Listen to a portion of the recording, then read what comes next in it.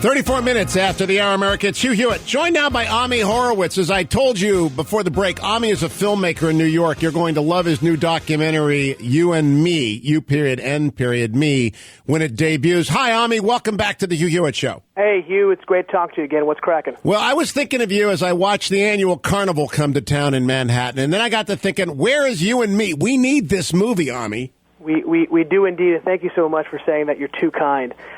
We actually just filmed. There were a few things we had an opportunity to film, which we couldn't turn down. I recently came back from Jenin, where we filmed in the UN refugee camp. Some pretty scary stuff, but some pretty fun and funny stuff. And then we had what I thought was a coup of an interview.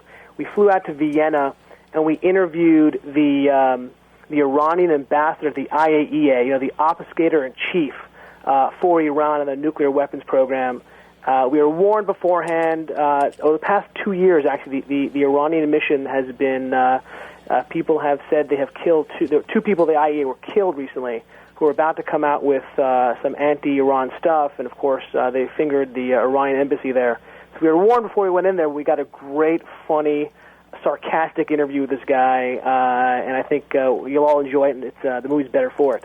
Tell people how they can learn more about You and Me. Sure, they can go to. We have a beta site up. It won't be a beta trailer. It's not what the studio and I are working on right now to really get this thing going. But they go to unmemovie.com. They can see the trailer and they get a sense of what we're doing, and I think they'll enjoy it. UNMeTheTrailer.com. No, UNMemovie.com. Okay, UNMemovie.com. Now, Ami, whenever the UN comes to town and they bring in Ahmadinejad and all these other carnival barkers that show up, you must want to get the camera out, run down to Turtle and just start filming.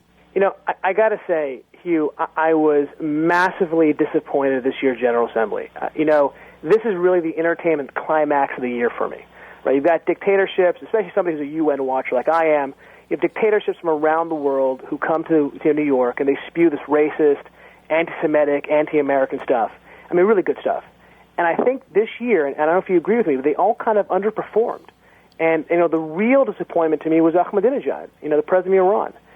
And it could be our fault. And we really raised the bar, I think, too high over the recent years. I mean, I think you remember, Chavez's classic "I smell the devil" speech. Yes. Referring to George Bush. We had just last year Gaddafi, the hour-and-a-half diarrhea of the mouth speech where he burned through two interpreters. He tore up the UN Charter. He threw it over his shoulder, and as Bogart would a cigarette or Lindsay Lohan a condom.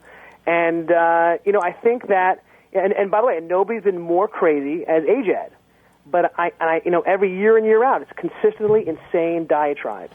But this year, I don't know, he phoned it in. But what about, 9/11 being an inside job? That's out there. He's going for it. I mean, I've heard this stuff from so many different journeyman dictators and college professors. I mean, to me, that's second-rate stuff. I was hoping for, wiping countries off the map. That's big time. That's what I'm looking for. And I don't think he raised the bar this year. Ami, in terms of documentaries and about the UN specifically, there's a great one out right now, Waiting for Superman. There's another one coming out called Cool It. This is the era of documentaries. Do you think that the audience is going to be there for one that focuses on the UN? Absolutely. And two interesting things about those two documentaries. They're docs that really have taken up a torch that the right has really been focused on. And they're both done by extremely liberal filmmakers. I mean, one, a documentary rock star in Guggenheim who did Inconvenient Truth, who did Waiting for Superman, which documents the failures of the unions in education. And the other one by a woman who's done a number of very strong documentaries. So I think it's very interesting. I think there's absolutely a market for it. I think as long as you craft and create a documentary which isn't boring. The whole focus of our doc, it's entertainment-based. It's funny, it's irreverent, and it's also powerful. But the power can't, the entertainment can't take a back seat to the power. It's got to be a partnership. And as long as you create a documentary which is interesting, I think absolutely people will come. Why has that changed now? We got about 30 seconds. Again, the website, unmemovie.com. Why has that changed in just the last couple of years?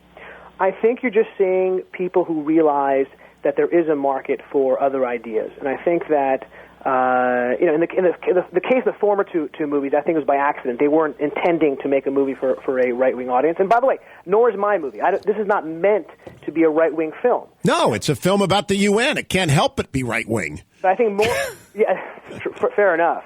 I think people are making their documentaries more and more interesting, and I think the gap between narrative films and documentaries in terms of entertainment value have been narrowing over the years. And I think that's really the key to make a good film, a good documentary. I'm still going to argue, Ami. I hope you go back and cut in Ahmadinejad saying 9/11 was an inside job. Just one last-minute edit. YouandMeMovie.com. Ami Horowitz, always a pleasure. I'll be right back, America. Your calls are next. 1-800-520-1234.